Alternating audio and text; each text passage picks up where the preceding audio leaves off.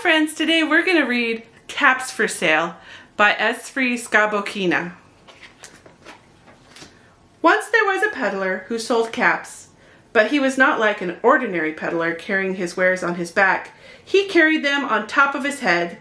First he had his own checked cap, then a bunch of gray caps, then a bunch of brown caps, then a bunch of blue caps, and on the very top, a bunch of red caps.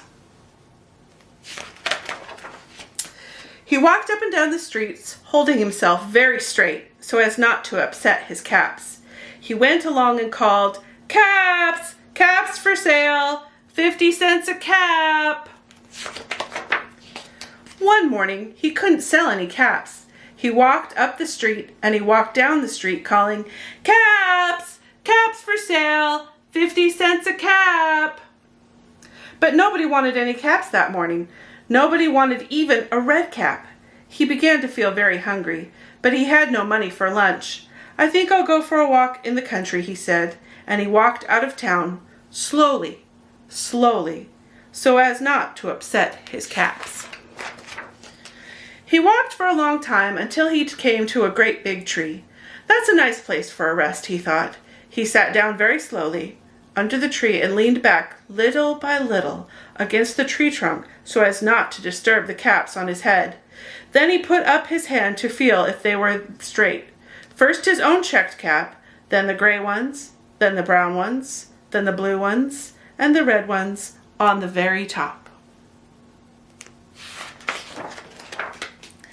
They were all still there, so he went to sleep, and he slept for a long time. When he woke up, he was refreshed and rested. But before standing up, he felt with his hand to make sure his caps were in the right place. All he felt was his own checkered cap. He looked to the right of him, no caps. He looked to the left of him, no caps. He looked in back of him, no caps. He looked behind the tree, no caps. Then he looked into the tree, and what do you think he saw?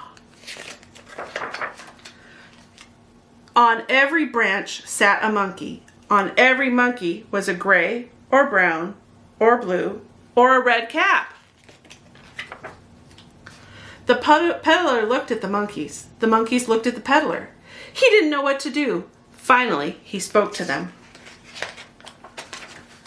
"You monkeys, you," he said, shaking his finger at them. "You give me back my caps." But the monkeys only shook their fingers back at him and said, "Tisk, tisk, tisk." This made the peddler angry, so he shook both hands at them and said, "You monkeys, you give me back my caps." But the monkeys only shook both their hands at him and said, "Tisk, tisk, tisk, tisk, tisk, tisk." Now he felt quite angry, and he stomped his foot and he said, "You monkeys, you better give me back my caps." But the monkeys only stomped their feet and looked back at him and said, "Tisk, tisk, tisk, tisk, tisk, tisk." By this time, the peddler was really very, very angry. He stamped both feet and he shouted, "You monkeys, you must give me back my caps." But the monkeys only stamped both their feet back at him and said, "Tisk, tisk, tisk, tisk, tisk, tisk."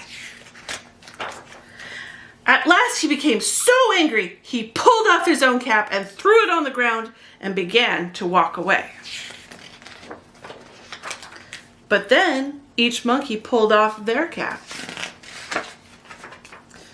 All the gray caps, all the brown caps, all the blue caps, all the red caps came flying down out of the tree. So the peddler picked up his caps and put them back on his head. First his own checkered cap, then the gray caps, then the brown caps, and the blue caps, then the red caps on the very top.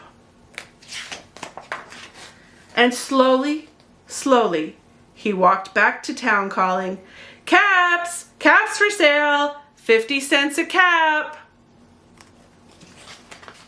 The end.